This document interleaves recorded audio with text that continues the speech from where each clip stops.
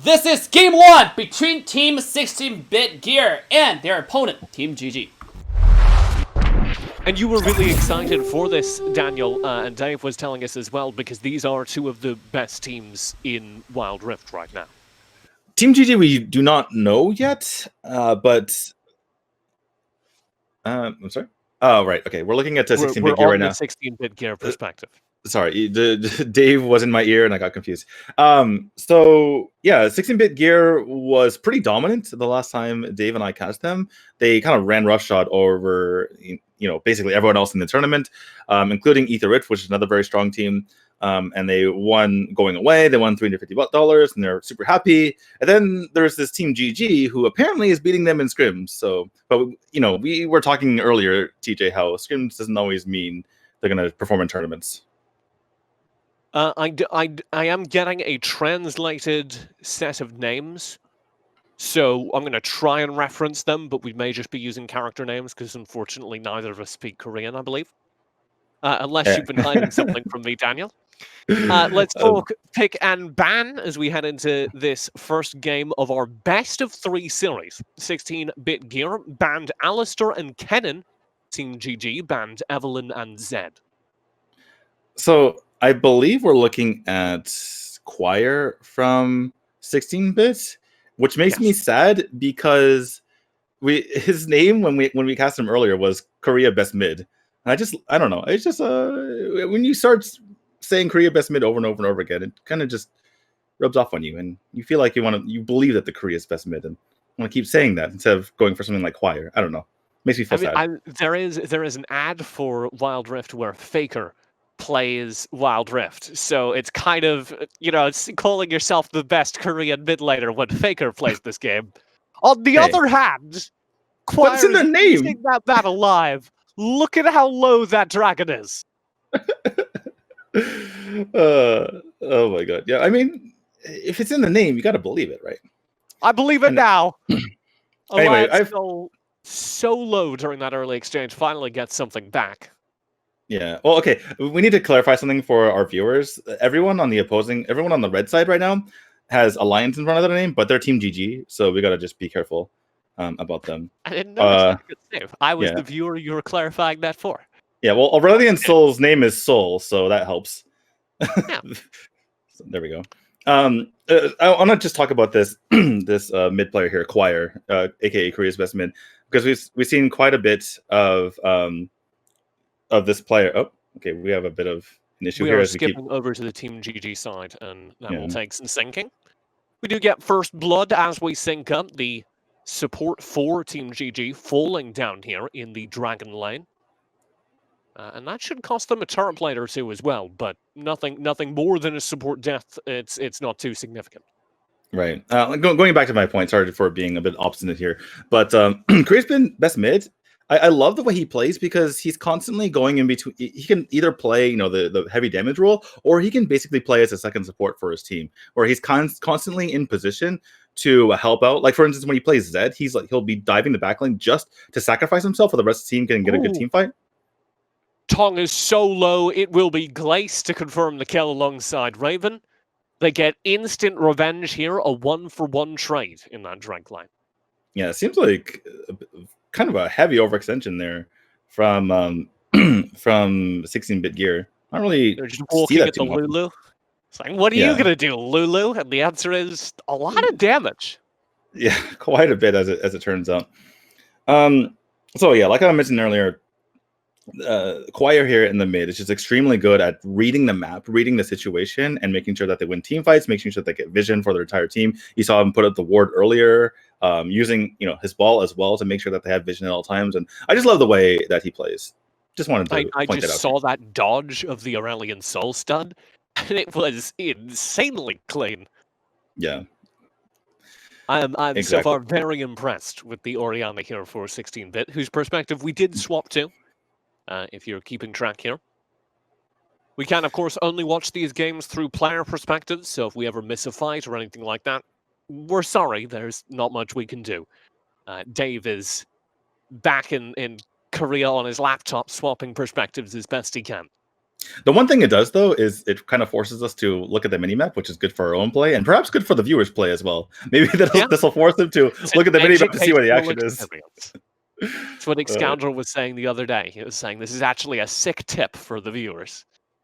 You don't know what's happening with the game unless you look at the minimap. Do not tunnel vision on the center of your screen there. Actually, you know what's really funny? They had this kind of eye tracking thing for players, and the top players consistently in every single game that involves a minimap, their attention is constantly on it. Like every time they have an eye tracking thing, it's kind of hilarious. They did that at a couple of League of Legends events, and most of the top players are constantly staring at the minimap as well. So in this game, as the first Drake comes up, it is worth noting we are pretty much dead even. There haven't been any massive lane victories. Both supports have died once in lane. Nothing more than that has happened, but we're already brewing for a 5v5 brawl for this Drake. Yeah, you can tell both teams really valuing that Drake. And wow, first team on it is Team GG. Team GG starting things off. 16-bit gear kind of zoning in for the fight. Do successfully shove them off, but now the full damage starts arcing through, and it's a big Shyvana into the backline. Shockwave will try and turn this fight. It's huge, but it won't save things. 16-bit eaten alive during our first team fight. Oh my goodness. That was a big boy Shyvana, or big girl, I should say. Oh my goodness. Okay, let's look at the team fight once more.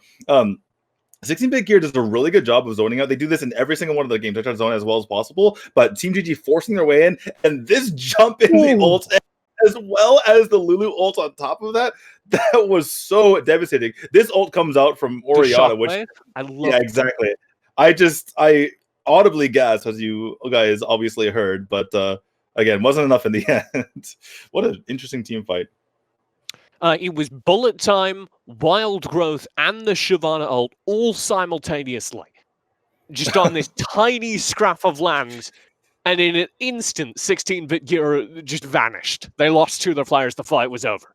And the thing is, when I've watched 16-bit gear before, they were extremely good at team fights and extremely good at setting up around team fights, setting up around objectives in order to get good team fights. And they tried to do the same thing here. And Team GG just... I mean, first of all, they carved out nice space in between where the dragon was. And then their execution in the team fight, like you mentioned, just popping everything at once, completely caught 16-bit gear off guard and completely won them the team fight. I've never seen 16-bit gear lose a team fight that badly before. Yeah, a huge first step here for Team GG, whose perspective we are back on right now. They are contesting for this Rift Herald, Heraldo Riftara. And it will not go to them, stolen away by 16-bit gear. And they almost lose a little bit in revenge, but 16-bit gear, I believe, have gotten away scot-free here. Nothing to come from an aggressive Aurelion Sol from a big Shyvana ult. Nothing goes Team GG's way. 16-bit gear get the Rift Herald and get away scot-free. Yeah, it seemed like Team GG was about to punish them, but 16-bit gear narrowly get away in that instance.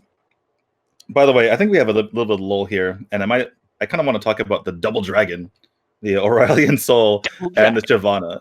Did you play that game? I think you're a bit too young. When I was a little tyke, we played Double Dragon in the arcades. Like a fighting game? It was like two brothers who went around beating up thugs, and like it's like an adventure game. Yeah, I've heard of this. I've heard the name. Anyway, tell me about the adventure game we're playing now. The adventure game we're playing now is big giant Aurelion Sol and big giant Shyvana just jumping onto you, and then you don't feel too good about it. It's actually Triple Dragon because they got the first Drake of the game as well. I mean, well, they don't own the Drake. I mean, that's just they do now. They killed it. They've taken his powers. That's Triple Dragon. Raven will start this off. Oh, bullet time. Oh, that is disgusting. An SSK right into the back lines. What a clean team fight. Another huge win here for Team GG. They're going to grab the turret as well. I think I might have just puked in my mouth a little bit. That was a little bit too disgusting for my taste. They lose a bit in this mid lane, but oh my goodness. Let's take a look at that once more. They go in. Okay. Yeah, the bullet time, the polymorph into the bullet time, they go in, knock everyone up. Not like no one's even barely even damaged after the end of that. Like Shyvana has like kind of a scratch on her, but that's about it. Getting 2 under tower and not even taking any damage on the back end, that is just clean as it gets. I do want to note 16-bit gear did the right thing. They lose that turret up top. They lose to that really well set up gank. And they say, okay, but we can get this mid turret in the meantime, which they do. So they trade turret for turret. Unfortunately, in a rare turn of events, 16-bit gear are now down 7 kills to 1. Yeah, and like I've mentioned before, I've never seen them be this dominated before in a match. Taking a look at their perspective right now, and you can just tell they're on the back foot. They can't even really set up around this Drake properly. They threw Rift Herald down to try and bait the focus towards it, and they're going to try and get in. There's the Jhin, Curtain Call, already spent. Damage towards the Drake. Drake will go over to the Shyvana, over to Team GG, as does the team fight. It is the same wombo combo over and over again. Run for your life, Jhin, because there's no way you're getting out of this one with it intact. That is another big team fight to Team GG. Okay, first we went back nostalgically with Double Dragon, but now we're gonna play some pinball here. Look at this Orion. Dragon, baby. They got another trick. Okay, but watch. This is a pinball machine as we watch Oriana just get pinged back and forth in the crack. Look at this. That's right. Oh. Oh my goodness. Cheat code for the NES. Up, down, left, right. A, B, A, D. It's like, why am I the game now? I don't understand. I'm just a little girl playing with her snow. Oh goodness. Baron is up. We'll see if Team GG can force their way all the way to it. 16-bit gear, of course, whose perspective we are currently sitting on, are aware that the Baron is up, are trying to get something done around it, map control-wise. But you can see they are just so unsure how they can possibly make these team fights work, especially now that they're down behind. Yeah, just full retreat time. You can see the Oriana trying to help the Evelyn get out there as best as she can as well. Like all hands on deck just to be able to retreat in these situations. And Team GG is just putting it on them at the moment. Bullet time will go through. We don't have this fight on screen, but it's going again via the same combo underneath the turret to Team GG. 16-bit gear just have to back away. That's going to be Baron. Unless Oriana comes through from Choir. Oriana, literally the only thing she can do in that team fight is watch. And that's good for us. We get to watch what's going on, but not a whole lot of contribution from her. And I can't really blame her because there was nothing really for her to be able to do. She might even go down here in this situation. Run, Choir! Choir was trying to peek in from the Oriana on this Baron. Look at mid lane, by the way. Gets completely zoned away. Oh, actually, that's huge. 16-bit. Are they trying the backdoor? Wait, they're going to get that turret. They shouldn't get anything more. The Gragas has back to deal with it. Baron was just picked up.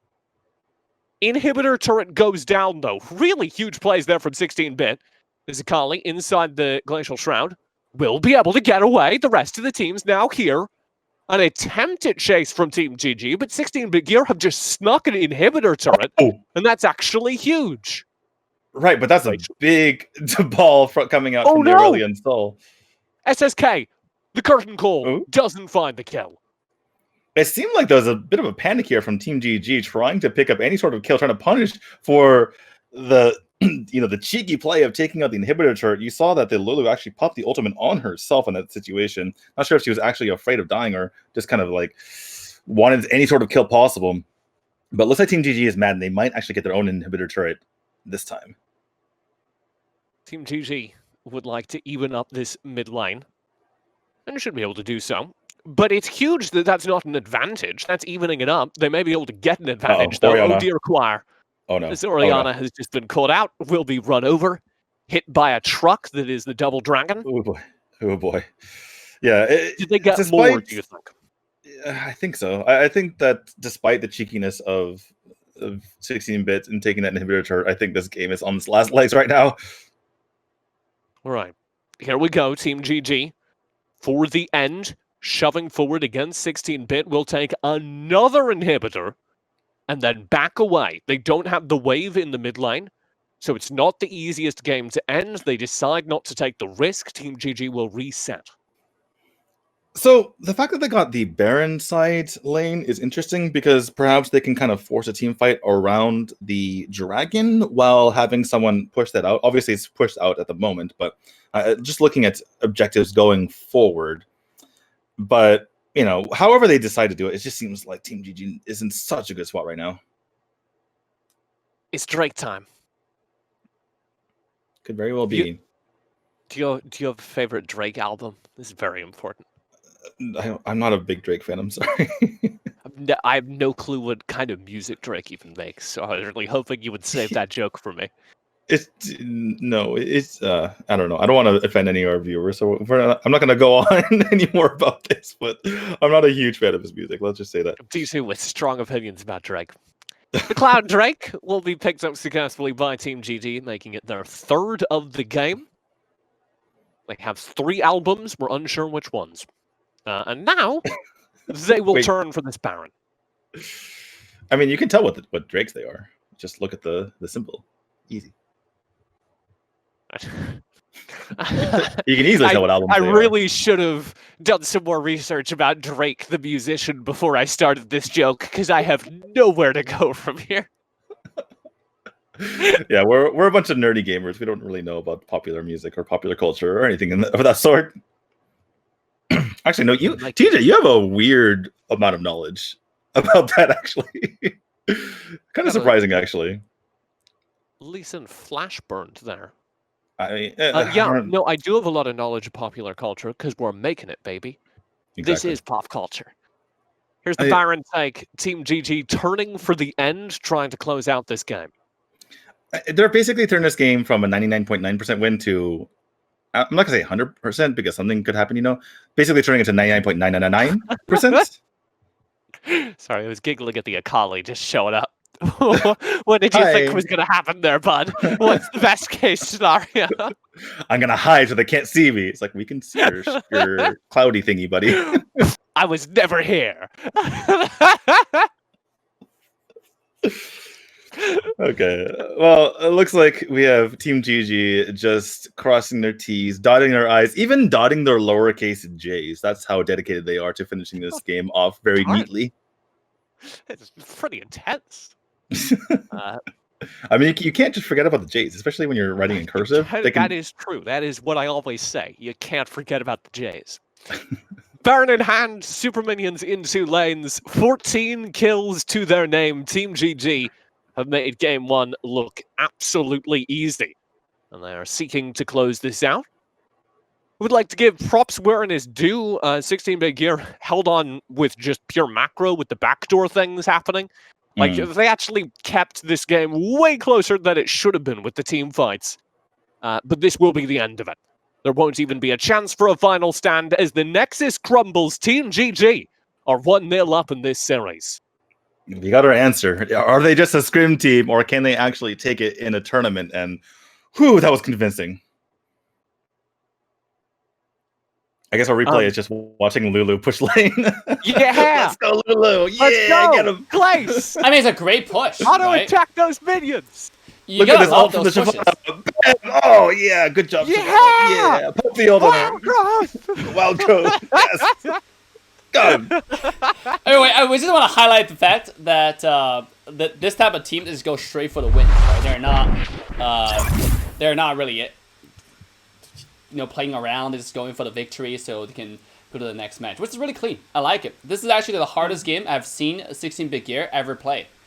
They're not able to get any of They got absolutely demolished by those really clean team fights. That Shyvana combo that we kept seeing over and over and over again was really intense.